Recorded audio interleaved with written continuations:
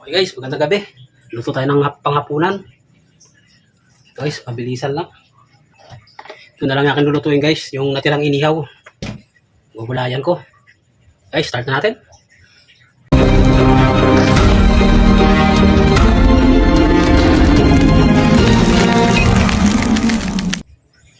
Yan guys, ito na nga.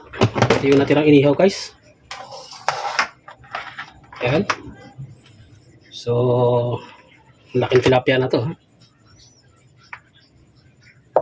Ito guys, ito na aking gugulayan. Itong ulo ng yellowfin. Ayan. Yan ang aking lulutuin. Ano tayo ng sibuyas sa bawang. Mabilis ang luto lang guys. Ulam namin ngayong hapunan.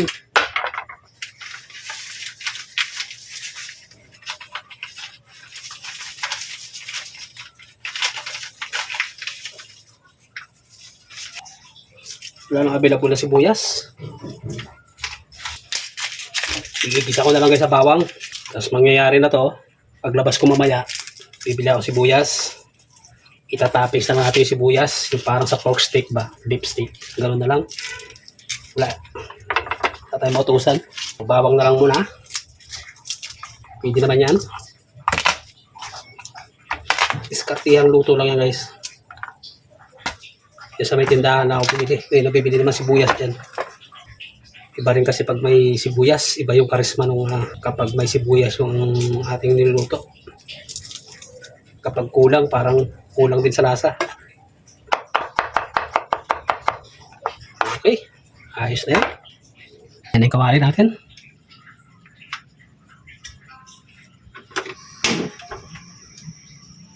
Painitin lang natin yan. Habang pinapainit natin yan guys, linisan ko na yung ating gulay. Ito lang naman guys yung gulay na gagamitin natin. Meron tayong ceiling green, kamates, 10 piso. Ito lang, ang pinakamasarap dito. Alugbati. Sabi na rin kalamansi. Tapos may 10 alugbati, 20 pesos. Ayan, 10 isa. Ito naman, 10 piso lang, saluyot. Okay na yan guys.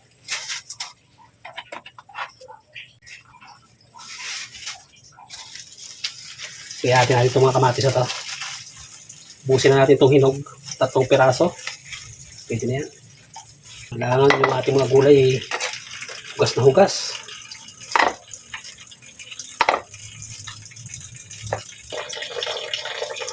Okay, ayos na yan. Yung siling green, optional lang yan. Siling manghang, optional lang. Kung gusto nyo.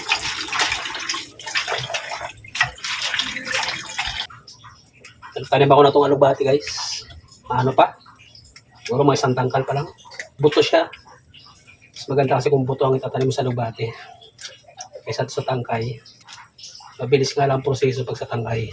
Pero mas malalaki yung dahon kapag buto. Guys. Medyo nangangamoy na yung kawali natin. So ilagay natin ng mantika. Hindi ko na ililipat guys yung camera natin. Basic lang naman to. Mantika tsaka bawang naman. Ayan guys, para dyan ang pumukos. So ilalagay ko yung ating kamatis. Kaya naman natin ganyan. Ayan guys, haluin natin.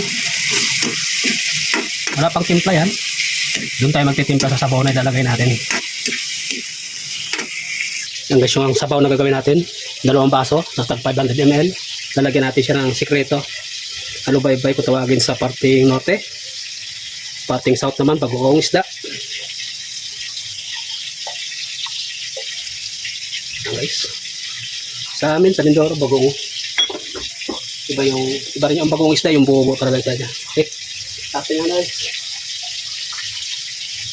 Tingnan natin paminta. Guys, bitchin. Saluhin lang natin.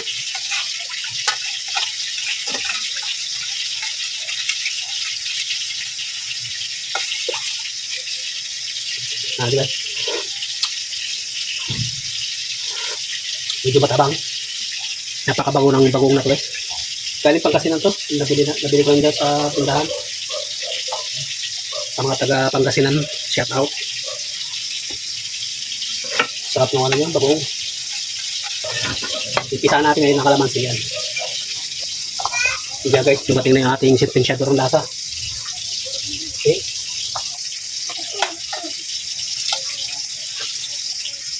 Yan na guys yung ating kamatis. Talagay natin ito guys, yung sabaw.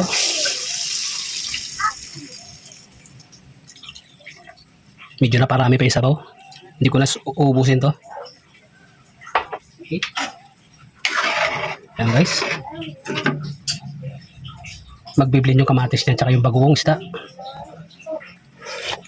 Bango na. Sarap pa. Sasabaw ko na guys yung ating inihaw. Ito. Tatanggalin na natin itong tinik. Maging tinik na to.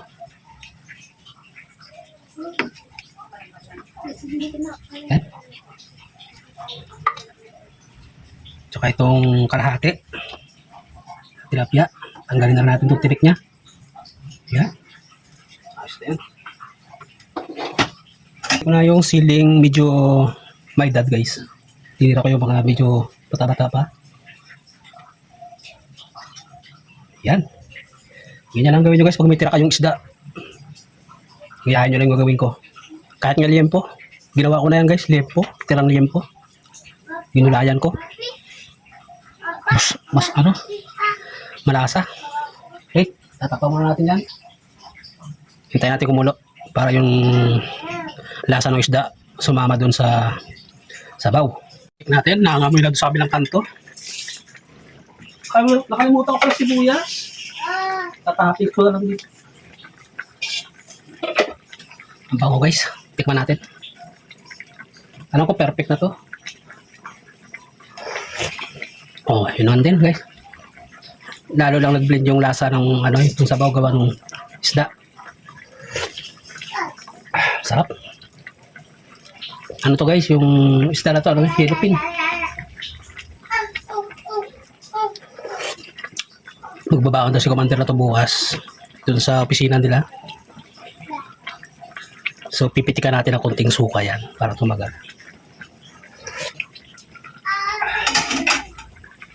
Ayan guys, lalagay na natin yung ating gulay. Kunting lambing na lang guys. Kung nagustuhan mo aking video, please pa-subscribe para updated po kayo sa lahat ng content na gagawin natin sa susunod pa, no? Pa-like na lang rin guys. Comment na lang kayo guys kung ano tawag sa luto nyo, sa lutong ito, dyan sa lugar ninyo. Yan, hindi na nakita yung yellow pin, no? Palabas natin yung yellow pin para mapicturean natin na content na to. Okay guys, maraming salamat. Sili, ito natira. Sapaw ko na pala. Okay, pahabol na lang. Yan guys, love you ulit. Bye-bye. Kain tayo. Ngayong hapunan. Okay guys, luto na yan. Si ating tinsyador ng lasa ay ano, maingay na. Yan.